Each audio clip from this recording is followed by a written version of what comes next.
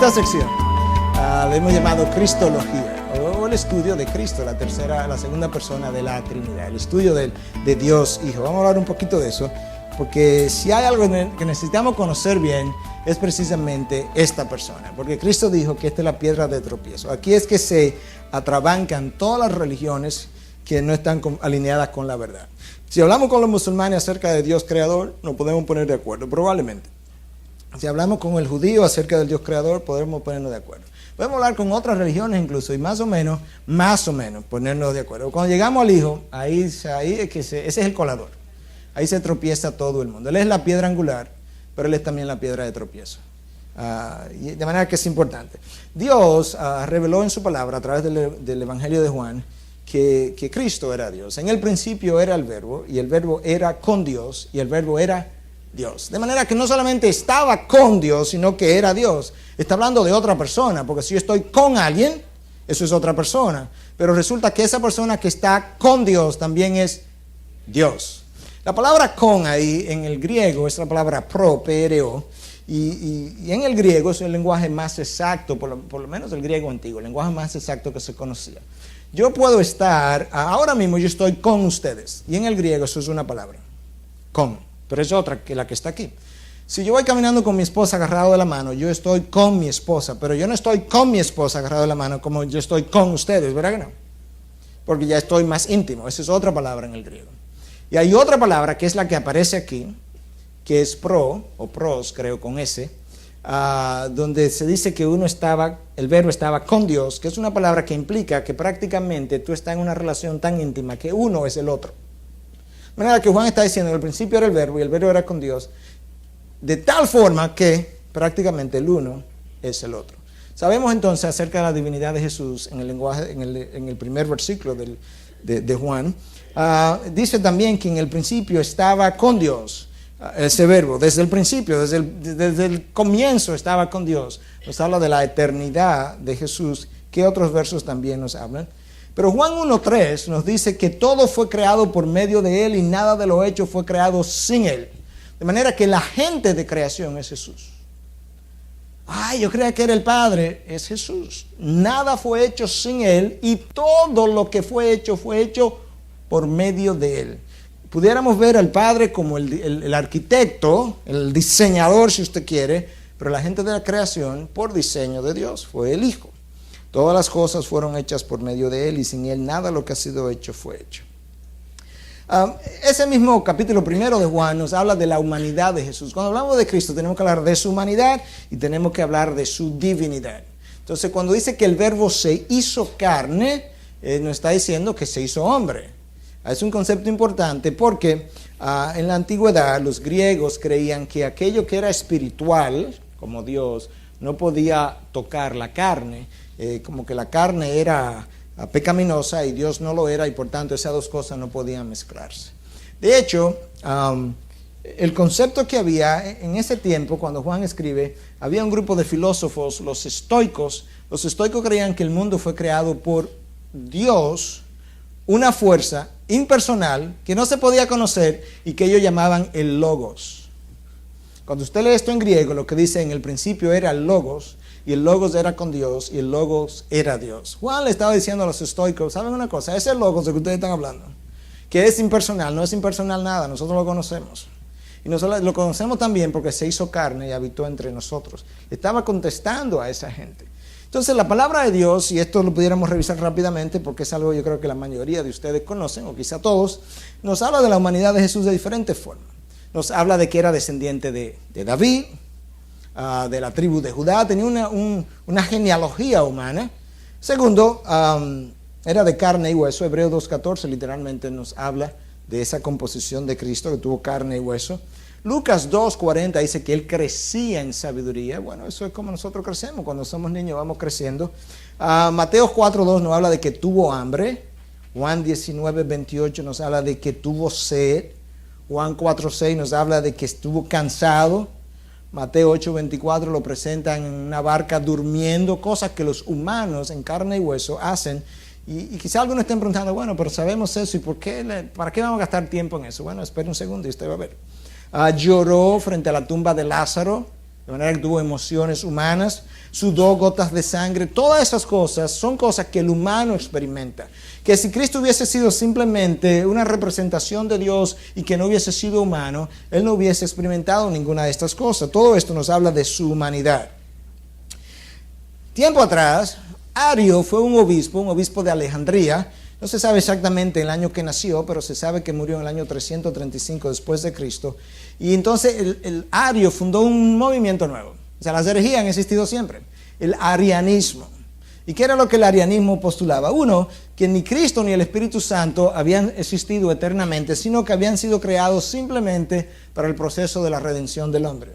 Tan pronto usted dice que el Espíritu Santo fue creado o que Cristo fue creado, no le puede conferir divinidad a ninguno de los dos, porque Dios por naturaleza nunca ha sido creado, siempre ha sido existido. Entonces el arianismo le robó la divinidad a Jesús y lo quiso presentar como un hombre. Si usted hace eso, negoció la fe cristiana entero. Y por tanto ellos enseñaban esto, que ni Cristo ni el Espíritu Santo eran eternos. Eso es una herejía. Entonces esta herejía arianismo es que Cristo no era Dios. Esta herejía es lo opuesto, que Cristo no fue hombre. Es increíble, nosotros encontramos toda la gama en la historia de la iglesia. El docetismo y el gnosticismo de esa época negaban la encarnación de Cristo. Como ellos creían que lo divino no se podía mezclar con la carne, entonces Cristo no se pudo haber encarnado. Ese movimiento gnóstico permanece hasta el día de hoy. Gnóstico significa los que saben. Gnosis es conocimiento y gnóstico lo que sabemos, nosotros que tenemos el conocimiento. Entonces, para esta gente, la salvación se produce a través de conocimientos secretos que tú llegas a alcanzar. Y de ahí la palabra gnóstico, conocimientos. Y entendían, como ya expliqué, que había una separación entre lo que es el espíritu y la materia. Por tanto, ellos entendían que Cristo no se encarnó. Entonces, bueno, pero hay una historia de que este hombre apareció. Y entonces, si no se encarnó, ¿qué era? No, como una especie de fantasma. Literalmente, o sea, una representación no humana de ese personaje. Docetismo, que estaba mezclado con gnosticismo, viene del griego dolceo, que significa parecer. Se parecía a un ser humano, pero no era un ser humano. El problema es que el resto de la palabra de Dios atestigua que Cristo fue un ser humano. Nació de una virgen, estuvo 9 meses en un vientre mientras María estaba embarazada. Y esto es importante conocerlo porque recuerden, porque ahorita me hacen algunas preguntas, cada libro de la Biblia se escribió con un propósito definido. El problema es que 2000 años después nosotros necesitamos tratar de entender cuál fue el propósito, qué estaba pasando en ese tiempo que motivó a que esta carta saliera. Y ahorita hablamos de lo cuidadoso que tenemos que ser al interpretar la Biblia. Mira esto que Juan dice, 1 Juan 4, 1, 3. Juan está escribiendo una carta porque en el momento en que Juan está escribiendo, en el año 90, 95 de esta época, este movimiento docetismo, este movimiento gnóstico, estaba cobrando fuerza. Entonces Juan escribe para contrarrestar eso y oye lo que él dice. Amados, no creáis a todo espíritu, sino probad los espíritus para ver si son de Dios. Porque muchos falsos profetas han salido al mundo. En esto conocéis el Espíritu de Dios. Todo espíritu que confiesa que Jesucristo ha venido en la carne es de Dios. Y todo espíritu que no confiesa a Jesús no es de Dios. Y este es el espíritu del anticristo, del cual habéis oído que viene y que ahora ya está en el mundo. Si nosotros tomamos ese versículo apartado del contexto histórico de lo que estaba ocurriendo, oigan lo que vamos a hacer. Oye lo que dice este texto. En esto conocéis el Espíritu de Dios. Todo espíritu que confiesa que Jesucristo ha venido en carne es de Dios. Los musulmanes creen que Cristo vino en carne. Los judíos saben que Él vino en carne. A los hindúes saben que Él vino en carne. Entonces, si yo cojo ese versículo apartado de lo que está pasando y del por qué Juan escribió esa carta, yo voy a llegar a la conclusión que los musulmanes, los hindúes, los judíos, todo el mundo, todos estamos bajo la misma sombrilla. Sí, pero cuando yo entiendo que Juan escribe esto para contrarrestar un movimiento llamado docetismo, gnosticismo, que está diciendo que Cristo no vino en carne, bueno, ahora yo entiendo. Entonces se dan cuenta que el estudio e interpretación de la palabra no es tan a la ligera que lo podemos hacer. Necesitamos conocer su contexto histórico, la razón de cada libro. Apocalipsis es un libro puramente apocalíptico, tiene muchos simbolismos. Entonces tengo que saber eso, porque de lo contrario, Cuando la palabra de Dios dice que Cristo va a regresar montado en un caballo blanco con una espada que le sale por la boca y tatuajes en los muslos que dicen Dios, el Rey de Reyes, nos está imaginando casi un monstruo. Imagínate Cristo en un caballo con una espada en la boca. A menos que yo entienda, no, eso es un libro simbólico, yo necesito entender los símbolos, lo que significan. Entonces eso es importante. Ok, algo que ha causado mucho problema en la historia de la iglesia es la unión de las dos naturalezas de Cristo, la unión de su divinidad, la unión de su humanidad. Y el texto dice, el cual, aunque existía en forma de Dios, no consideró el ser igual a Dios como algo a que aferrarse, sino que se despojó a sí mismo, tomando una forma de siervo, haciéndose semejante a los hombres. Era Dios, pero no consideró esa divinidad como algo con la que él se iba a quedar, y se despojó a sí mismo de su gloria. Ahorita vamos a ver de qué fue que se despojó, y se hizo hombre. Entonces ahí nosotros vemos la unión de esa persona que era Dios, cómo se unió con una humanidad que nos dio a la persona de Jesús. Cuando dice que se despojó a sí mismo, es importante reconocer de qué fue que se despojó. Existía en forma de Dios, en toda su gloria. Él se despojó de su gloria, de lo que él tenía, de lo que él, donde él vivía, pero él no se despojó de sus atributos. Si hacemos a Cristo despojarse de sus atributos, le hemos quitado la divinidad. Cristo todo el tiempo era verdaderamente hombre y verdaderamente Dios. Él no perdió ninguno de sus atributos, absolutamente ninguno. De lo contrario, Dios no puede dejar de ser omnipresente, omnisciente. Él lo que hizo fue limitar el uso de sus atributos. Por ejemplo, hubo ocasiones en que él lució como si no fuera omnipotente, como cuando estaba en la cruz. Bueno, si tú eres Dios, sálvate a ti mismo. Ahí él no parecía como omnipotente, pero eso no quiere decir que él no lo era, simplemente no usó su atributo para demostrar su omnipotencia. Si él hubiese querido, hubiese podido bajarse de la cruz. En una ocasión, cuando Cristo lo bautizaron, él se hunde en el agua, ¿verdad?, para ser bautizado. Sin embargo, en otra ocasión lo vemos caminando sobre las aguas. Si lo vemos cuando él se estaba hundiendo en las aguas del Jordán para ser bautizado, uno pudiera haber concluido, bueno, él no puede caminar sobre las aguas. Pero cuando él decidió hacer uso de su atributo de omnipotencia, él caminó no solamente sobre las aguas, caminó sobre aguas turbulentas en medio de una tormenta. Y ahí estaba su omnipotencia demostrada. Entonces Cristo no usó muchas veces sus atributos, pero los tenía. Ahora, la pregunta que siempre surge cuando hablamos de esto, Mateo 24:36.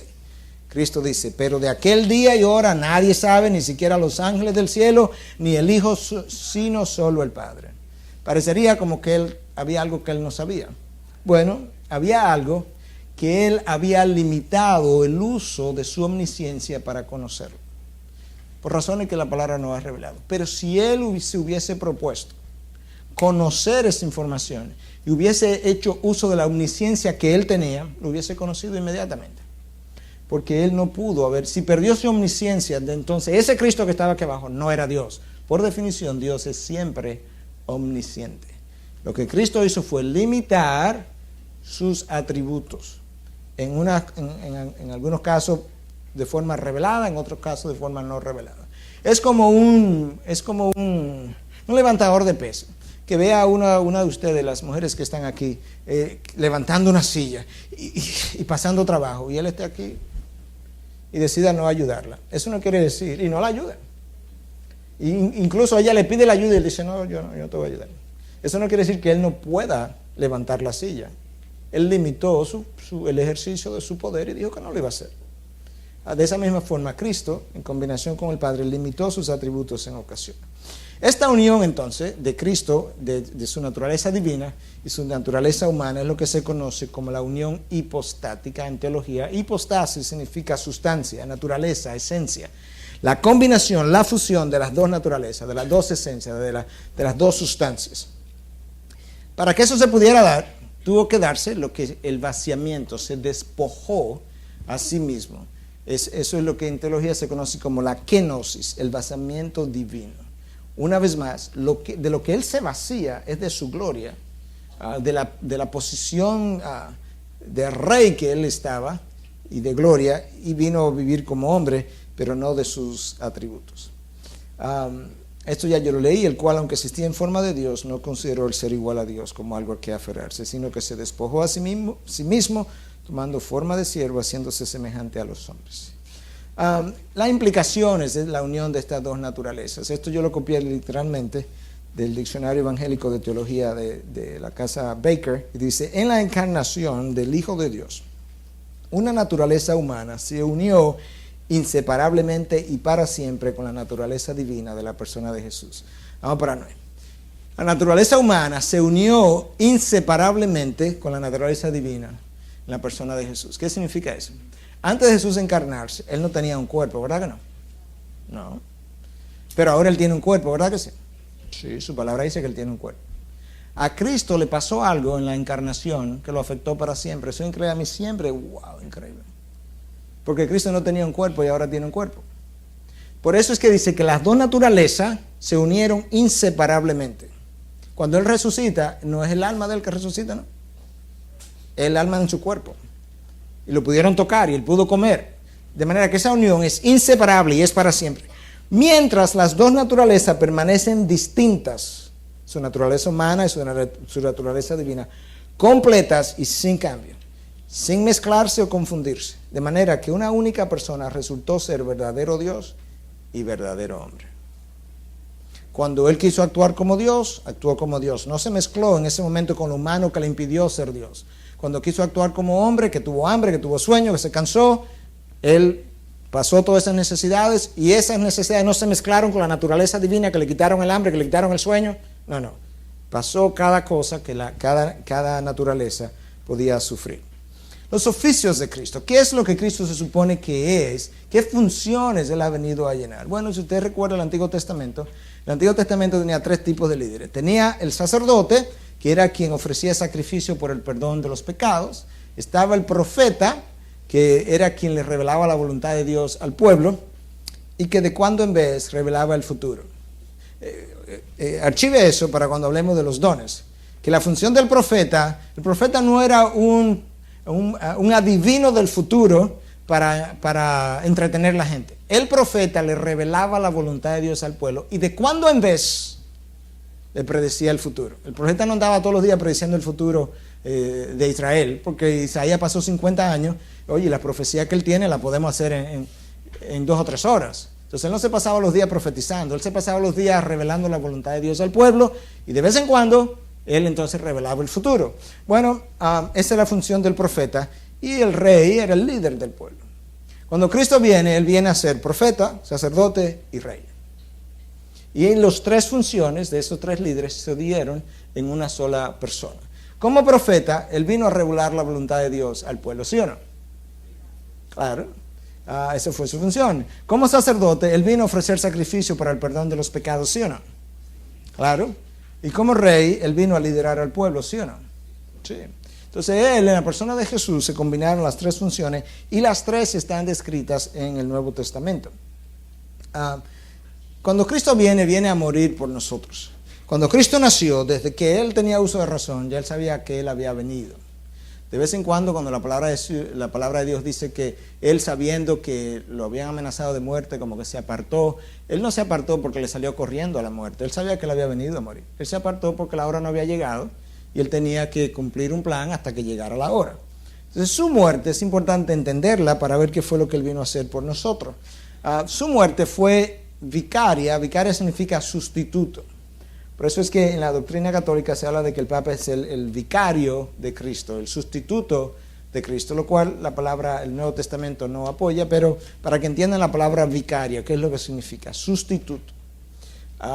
Primera de Timoteo 2:6 dice: quien se dio a sí mismo en rescate por todos, testimonio dado a su debido tiempo. Se dio a sí mismo en rescate por todos, nos sustituyó en la cruz. Hay otros versos que nos hablan de ese sustituto que Él hizo por cada uno de nosotros. A Cristo le pasó algo en la cruz que a mí me tocaba a mí pasar, pero Él me sustituyó. Y era la única persona que podía sustituirme, porque había una deuda pendiente entre Dios y el hombre. Lo que Adán arruina es un hombre perfecto, y solamente ese hombre perfecto podía cumplir la ley de Dios. Y solamente Cristo pudo haber hecho eso. Y Él era el único que podía calificar entonces para ir a la cruz en su perfección a morir por mí. Su muerte fue propiciatoria. Suena como una palabra muy ¿cómo le llaman? Dominguera. Complicada, pero no es complicada. Vamos a leer el texto y luego lo explicamos. Romanos 3:25 dice: a quien Dios exhibió públicamente como propiciación, está en la Biblia eso, por su sangre a través de la fe, como demostración de su justicia, porque en su tolerancia Dios pasó por alto los pecados cometidos anteriormente. Algo que es propiciatorio es algo que aplaca la ira de Dios. De manera que su muerte, Dios había estado airado con los pecados del hombre. La razón por la que aquellos que no reciben a Cristo van al infierno es porque Dios sigue airado con ellos. Literalmente, eso es lo que Juan dice. Cuando Juan dice en Juan 3:16, que habla de que de tal manera amó Dios al mundo para que todo el que crea en Él no se pierda, mas tenga vida eterna. Si usted sigue leyendo, usted se va a encontrar al final del capítulo que dice en 3:36, el que cree en el Hijo tiene vida eterna, pero el que no obedece al Hijo no verá la vida, sino que la ira de Dios permanece sobre él. Lo que remueve la ira de Dios sobre mi persona es que yo haya aceptado el sacrificio propiciatorio, el sacrificio que removió la ira de Dios contra mis pecados. Cuando yo no acepto ese sacrificio, la ira de Dios permanece sobre mí y eso es lo que me envía al infierno, literalmente. Pero por eso Dios dio a su Hijo como propiciación. Aquí hay otra cita de un libro de teología que quiero mencionar porque nos dice algo acerca de la importancia de la muerte de Cristo. La muerte de Cristo ocupa un lugar destacado en el Nuevo Testamento. Los últimos 3 días de la vida terrenal de nuestro Señor representa cerca de una quinta parte de las narraciones de los 4 evangelios. Si los 3 años y medio de su ministerio público hubiesen sido narrados tan cabalmente como los últimos 3 días, tendríamos una vida de Cristo de unas 8.400 páginas. Torrey, un conocido escritor cristiano, afirma que la muerte de Cristo se menciona directamente en el Nuevo Testamento unas 175 veces. Puesto que hay 7.959 versículos en el Nuevo Testamento, esto significa que uno de cada 53 versículos se refieren a este tema. Uno de cada 53 versículos del Nuevo Testamento se refiere a la muerte de Cristo. Los 4 evangelios dedican el 20%, la quinta parte, a los últimos 3 días de Cristo que tienen que ver con su muerte. Entonces lo que este autor está diciendo es que si nosotros fuéramos a escribir el resto de los eventos de la vida de Cristo de una forma tan detallada como aquellos 3 últimos días que tenían que ver con su muerte, entonces la historia de la vida de Cristo tendría no las pocas páginas que tiene el Nuevo Testamento, sino 8.400 páginas. ¿Por qué se menciona todo eso? Para que entendamos la importancia que el Nuevo Testamento le da a la muerte de Cristo. Una doctrina que ha pasado a un segundo, un tercero, cuarto lugar en la mayoría de las predicaciones. El énfasis hoy no está en la muerte de Cristo y su resurrección. El énfasis hoy en la mayoría de las iglesias está en las experiencias, en los sueños, en los milagros, en la parte de experiencia y no en el énfasis en la muerte de Cristo. Oye lo que Pablo dice. Los griegos quieren, ¿qué cosa? Sabiduría. Y los judíos, señales. Eso es donde está la iglesia hoy en día. La iglesia hoy quiere señales. Cristo dice, pero nosotros predicamos a Cristo y a este crucificado. Lo que Pablo está diciendo, déjenlo. Si ellos quieren irse por ese lado, pero en cuanto a nosotros respecta, el centro de nuestra predicación es la cruz de Cristo, su muerte. Ese es el centro de la predicación de todo el Nuevo Testamento. La muerte de Cristo es lo esencial en el cristianismo. Otras religiones, esto es importante, otras religiones basan su derecho a ser reconocidas en las enseñanzas de sus fundadores. El cristianismo se diferencia de todas ellas por la importancia que se le da a la muerte de su fundador. En las otras religiones es la vida del fundador, sus enseñanzas. En el cristianismo resulta que lo importante es cuando se murió. Y honestamente, hermano, la iglesia creció después que él se murió. Ahí fue que la iglesia cogió fuerza, ¿sí o no? Antes de su muerte era un puñito de gente. Cuando él se muere es que cobra fuerza. Dios una vez más demostrando que de aquello que la gente no le da importancia, de lo que no es, Él ha hecho lo que es. De la muerte que parecería el acto final de tu vida, Dios le ha dado vida a millones de personas. Una última cita, porque yo creo que esta cita expresan los conceptos muy bien. Al principio Dios y el hombre estaban cara a cara el uno con el otro. Al pecar, Adán le volvió la espalda a Dios. Entonces Dios le volvió la espalda a Adán. La muerte de Cristo ha satisfecho las exigencias de Dios. Y ahora Dios nuevamente ha vuelto su rostro hacia el hombre. Solo queda que el hombre se vuelva y encare a Dios. Como Dios ha sido reconciliado por la muerte de su Hijo, ahora se le ruega al hombre que se reconcilie con Dios. En otras palabras, yo soy Adán, yo estaba cara a cara con Dios. Cuando yo pequé, yo le di la espalda a Dios. Y cuando yo le di la espalda a Dios, Dios, que estaba aquí de frente, le dio la espalda a Adán o al hombre. Ahora estamos los dos de espalda, ¿verdad? Cuando Cristo muere, la ira de Dios es placada, Dios se vuelve al hombre. Pero el hombre todavía sigue de espalda a Dios. Y lo que estamos pidiéndole al hombre ahora es que por el sacrificio de Cristo se vuelva a Dios, para que vuelvan a estar en la misma posición que estaba Adán y Dios en el primer lugar. ¿Se entendió eso? Esa es la idea. Ok. La resurrección de Cristo, esa es su muerte, ¿verdad? Pero si Cristo muere el Viernes Santo y no resucita, eso no hubiese servido de nada. Hoy nosotros estaríamos en pecados todavía. La muerte de Cristo no fue suficiente para perdonarme los pecados sin la resurrección. Y eso no lo digo yo, eso lo dice Pablo en 1 Corintios 15. Dice, si Cristo no resucitó, que eso, vana es nuestra predicación y vosotros todavía estaríais en vuestros pecados. Lo que le da validez a la muerte de Cristo es su resurrección. La resurrección es el amén del Padre a la muerte de Cristo. Cuando Cristo satisface todas las exigencias y demandas del Padre, la forma como el Padre dice amén, lo acepto, es resucitando al Hijo. Entonces la resurrección es lo que finalmente le da valor a su muerte. Y Pablo lo dice, si Cristo no resucitó, entonces vosotros todavía estáis en pecado. Cuando resucitó, resucitó con un cuerpo. De hecho, Tomás pensaba que era un fantasma, ¿se acuerdan? Y Cristo le dice, ven Tomás, ven, ponme la mano, para que tú veas que un fantasma no tiene carne y hueso.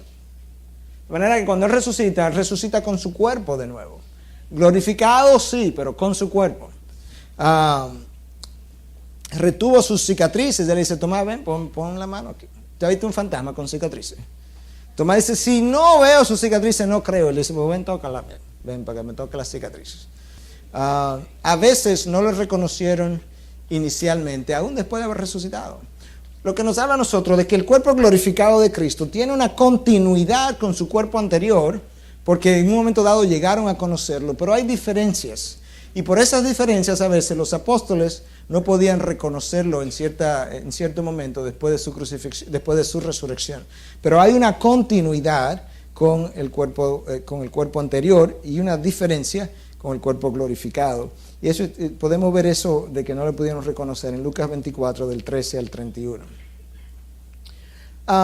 Los hechos históricos que están a favor de la resurrección. Yo comencé diciendo, parte de este seminario, al principio de este seminario, que no hay ningún otro hecho histórico mejor avalado por documentos históricos que la muerte y la resurrección de Cristo. Y este es un trabajo monumental que hizo este señor Gary Habermas en su libro The Risen Jesus and the Future Hope, o El Cristo resucitado y la esperanza futura. Gracias.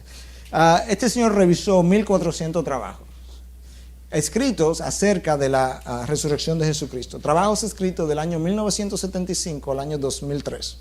Y él descubrió, y entre estos trabajos, entre estos 1400 trabajos, habían autores liberales incluso. Pero él descubrió que aún entre esos autores liberales se pudieron poner de acuerdo en 12 cosas. 1400 trabajos. Increíble, 1200 autores diferentes. Primero, que Cristo murió crucificado. Segundo, que lo enterraron. Tercero, que cuando se murió, eso causó la dispersión de sus discípulos y la pérdida de sus esperanzas. Los discípulos no estaban esperando que Cristo resucitara. Y pensaron que realmente su vida había terminado. La razón por la que Pedro está llorando y los discípulos estaban llorando es porque ellos esperaban que el domingo nada iba a pasar. Número 4, la tumba de Jesús fue descubierta y fue encontrada vacía después de su muerte. Eso es ampliamente aceptado aún por los liberales, de que la tumba está vacía. Los discípulos tuvieron experiencias en las que creyeron haber visto a Jesús luego de su muerte. Nosotros sabemos que ellos tuvieron las experiencias y que vieron a Jesús. Pero como estos 1400 trabajos incluyen a liberales, esos liberales por lo menos entienden que esos discípulos por lo menos creyeron haber visto a Jesús después de su muerte. Debido a dichas experiencias, los discípulos fueron transformados de escépticos a proclamadores de su muerte y resurrección. 1400 trabajos, algunos provenientes de autores liberales, están de acuerdo con que esos discípulos antes de su resurrección eran unos cobardes y después de su resurrección era otro tipo de gente. Aún aquellos que no aceptan la evidencia de la resurrección. Este mensaje, el mensaje de la resurrección, fue el centro de la iglesia primitiva. Y ese mensaje fue predicado alrededor de Jerusalén, de que Cristo había resucitado. Como resultado de la predicación de la resurrección, la iglesia nació y creció. Lo que le da crecimiento, fuerza a la iglesia es precisamente que nació Jesús, que resucitó Jesús. El domingo pasó a ser el día de adoración por excelencia. Los judíos que tenían cientos de años, Mateo, no Lucas, pero Juan, Marcos, demás, Pablo, que eran judíos, tenían cientos de años adorando día sábado. Y algo ocurre que es tan increíblemente grande que hace que cientos de años de prácticas religiosas en el día sábado sean cambiados para el domingo. Algo trascendental debió haber ocurrido ese día. El hermano de Jesús, Santiago, que es quien escribe el libro de Santiago, que era un escéptico, se convirtió a la fe cuando creyó ver al Cristo resucitado. Santiago no creía. Unos años después, ¿cómo sabemos que Santiago no creía? Porque la palabra dice que ni aun sus hermanos creían en él. Y en el libro de Santiago él mismo se identifica como hermano del Señor. Unos años después, Pablo se convirtió por una experiencia en la que creyó haber visto al Cristo resucitado. Estamos poniendo la palabra creyó, no porque no lo creamos, nosotros lo creemos. Es que en estos trabajos hay gente liberales que no creyó que Pablo vio a Cristo, pero por lo menos él creyó que lo vio. Entonces, por eso lo estamos poniendo de esa forma. Lo que estamos diciendo es que 1400 trabajos están de acuerdo en que algo monumental le pasó a esta iglesia primitiva, que cambió cientos de años de prácticas religiosas y que hubo hombres que estaban persiguiendo la iglesia como Pablo y que en un momento dado cambiaron su forma de ser y que hubo discípulos que en una ocasión eran gente cobardes, gente que no se atrevía ni a abrir la boca y de repente eran gente dadas con buen verbo, con buena predicación y con mucha valentía. La pregunta entonces es, ¿qué evidencia, qué fuerza tiene la resurrección? Pablo dedica a 1 Corintios 15 un capítulo entero a hablar de la resurrección porque él entiende que si no hay resurrección no tenemos nada. Él dice incluso, si no hay resurrección nosotros somos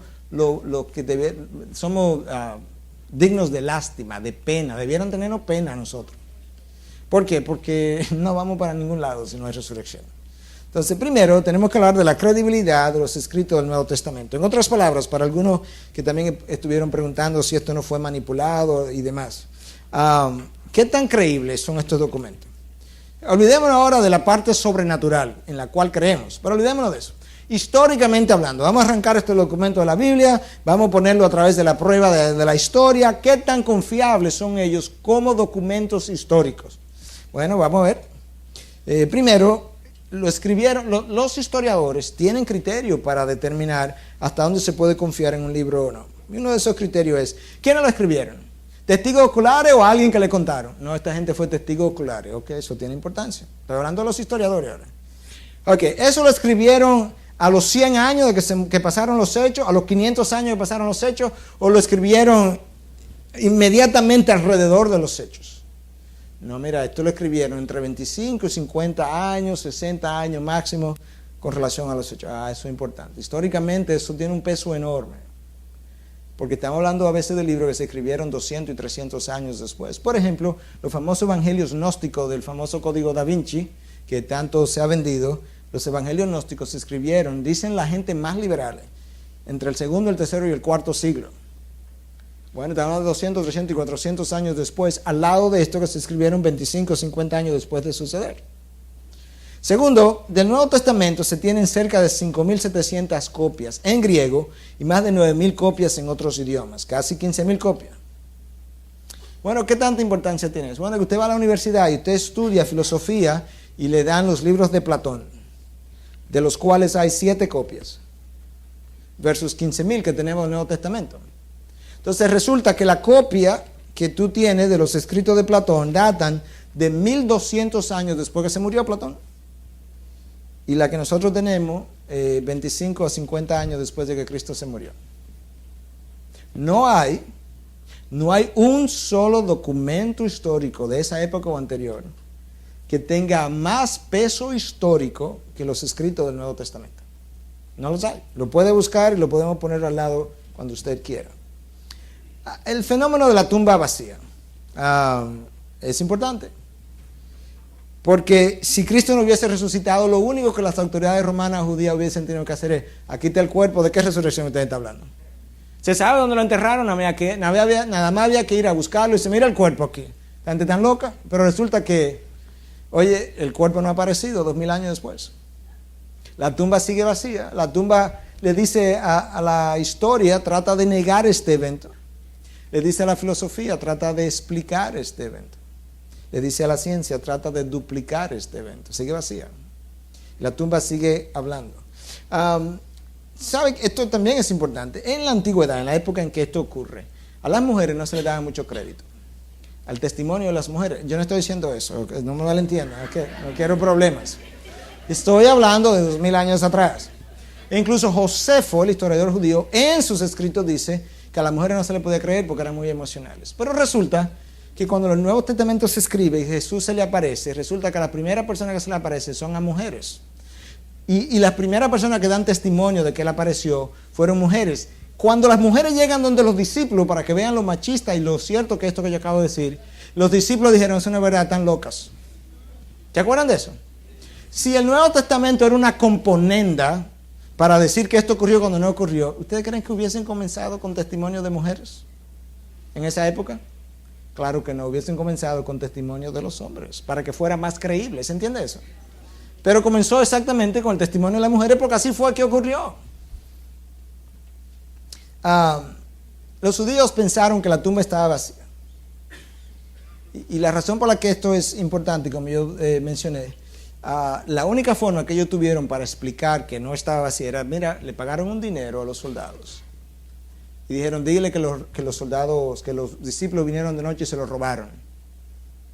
Lo que necesitamos entender es que el soldado romano que guardaba las tumbas sabía que si esa persona, ese cuerpo, se perdía, él iba a pagar con su vida. O sea, que no era cuestión de dinero, nada más era que mi vida estaba en juego. No, vamos a decir que se lo robaron mientras los soldados se durmieron. Soldados que iban a pagar con su vida.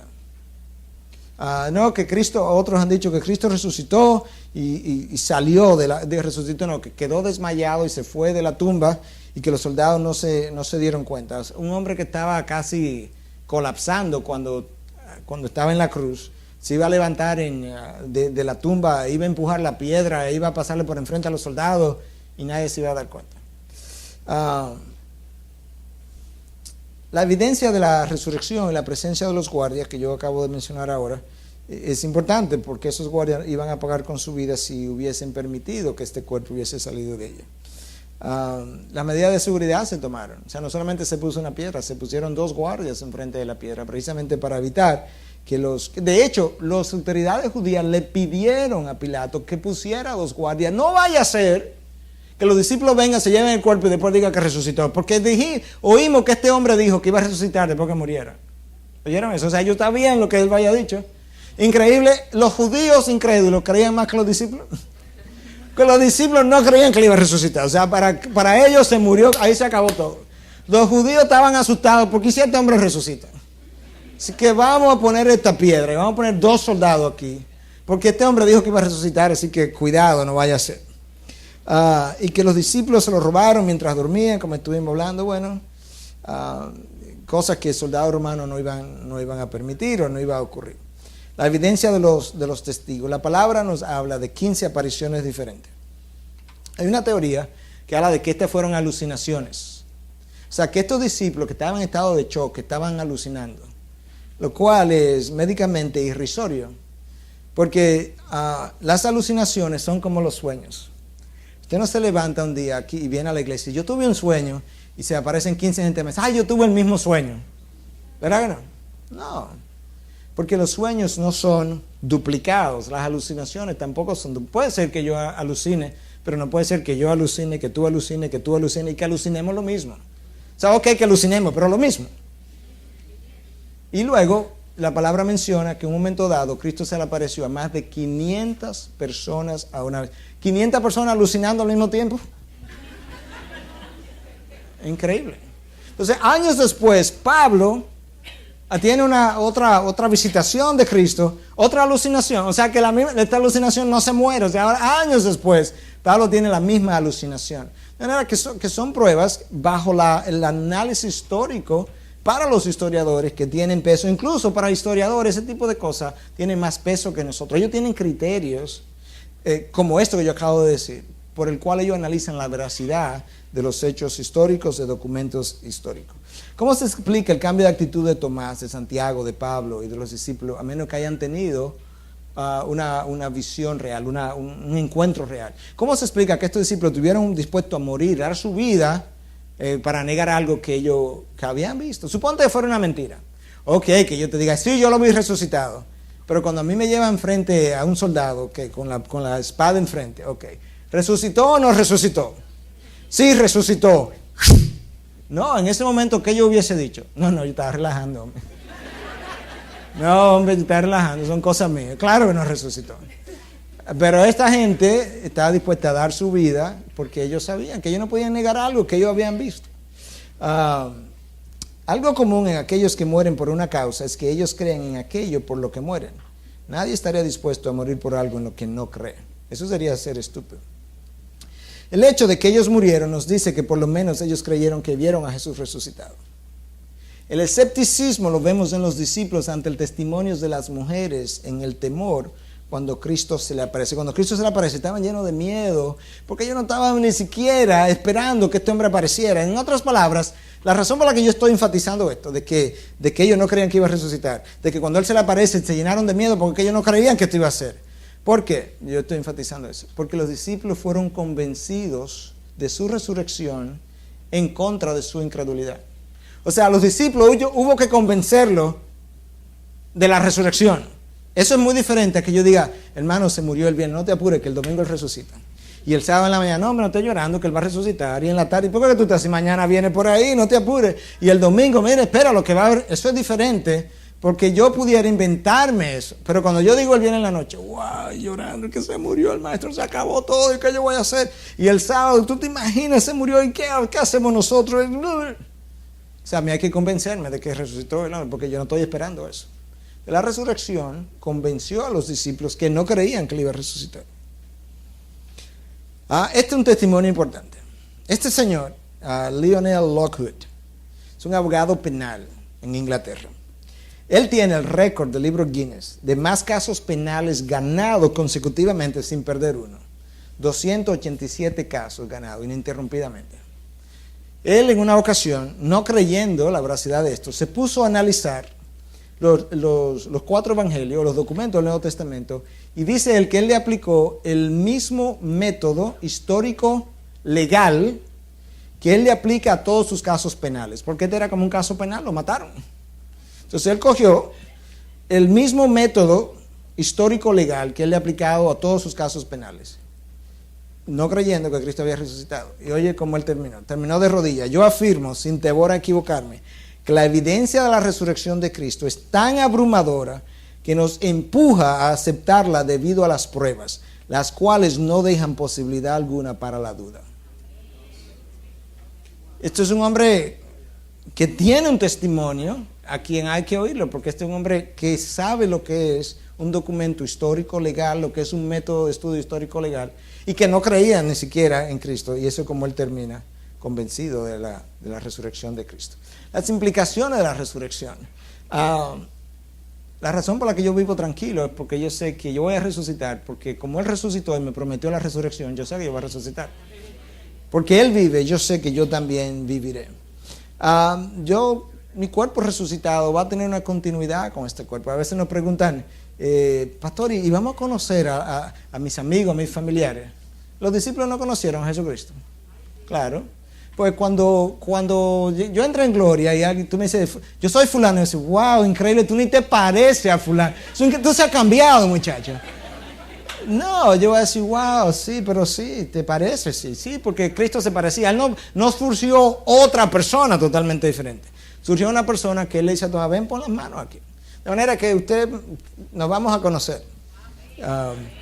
Mi cuerpo resucitado tendrá diferencia con el cuerpo actual, claro. Cristo en una ocasión estaban las puertas cerradas y el boom pasó a través de las puertas. El cuerpo glorificado no conoce el límite de la materia. Podremos reconocer a nuestros amigos y familiares, yo acabo de explicar eso. Entonces eso nos da a nosotros una idea de la importancia que tiene en el Nuevo Testamento lo que es la persona de Jesús. Y voy a decir esto y no quiero que me malinterpreten porque ahora vamos para el Espíritu Santo.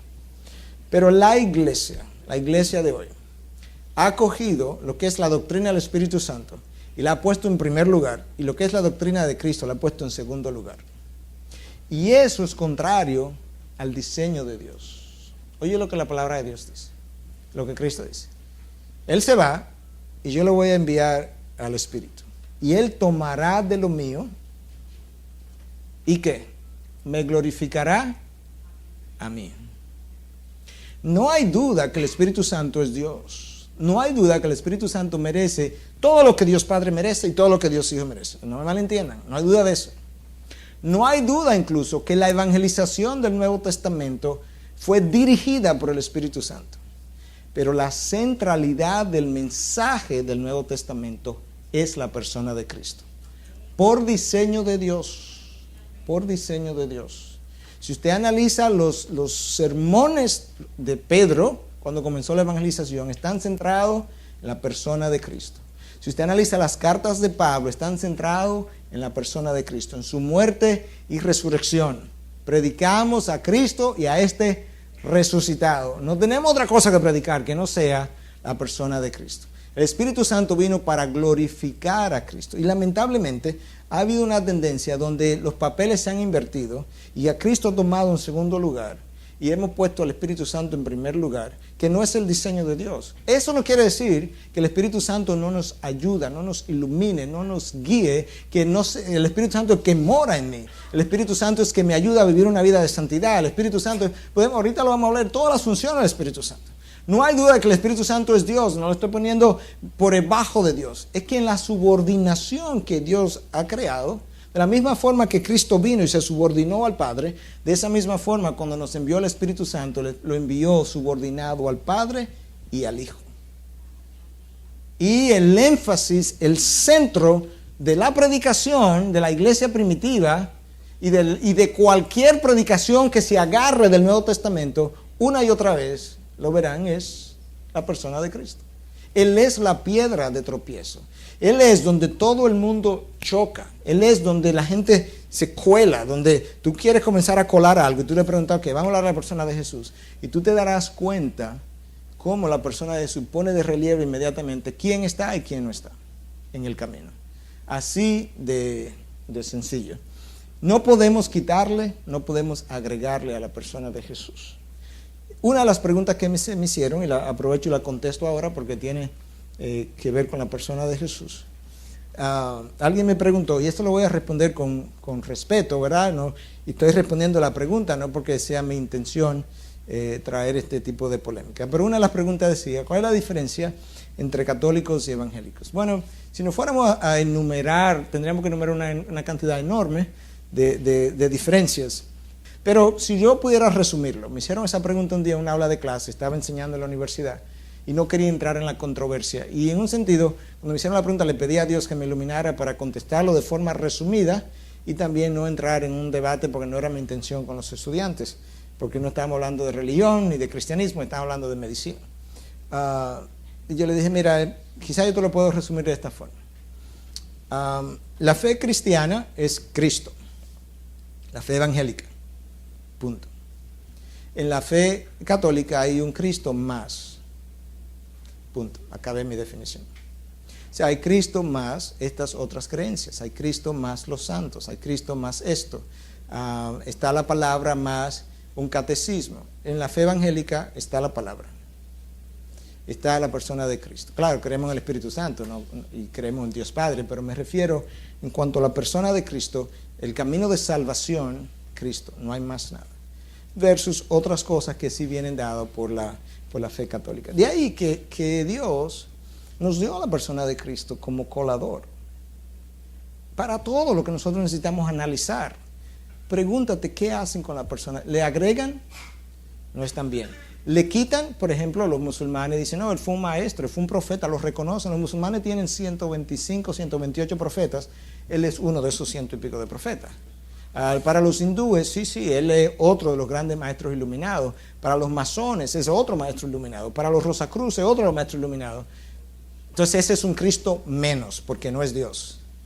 Pero en el otro, cuando yo necesito corredención a través de otra persona, entonces eso es un Cristo más.